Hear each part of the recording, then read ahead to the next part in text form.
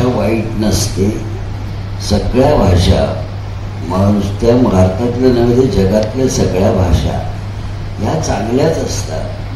भाषेमध्ये द्वेष निर्माण करणं आणि राज्यशक ढाकणं या दोन्ही गोष्टी एक आहेत. हा राजकारण्यांचा डाव आहे.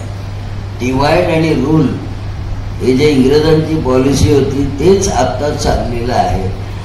नाहीतर जे शिक्षक आहेत ज्यांच्यावर या सगळ्या संस्कृतीचा भार आहे, जे बालकांना शिकवतात ते शिक्षकांना शिक्षण सेवक केले तुम्ही क्लॉकवर बेसिसवर.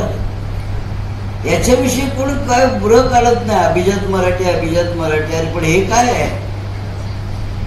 त्यांना शिक्षण सेवक म्हणून दिलेलं नेमता तुम्ही क्लॉक अवरवर.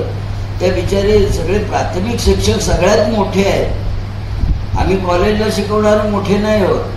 प्राथमिक शिक्षक जे आहेत ते मातीच्या गोळ्यांना आकार देतात, आमच्याकडे सिमेंटचे गोळे येतात.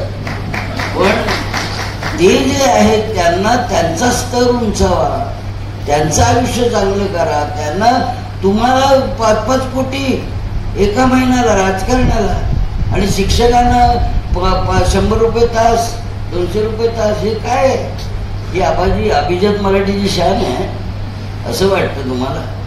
याच्याविषयी प्रश्न विचारले पाहिजे सगळ्यांनी. ते शिक्षणाचा दर्जा आहे. लक्षात ठेवा, कुठलीही संस्कृती ही तुमच्या सामाजिक शिक्षणावर अवलंबून असते.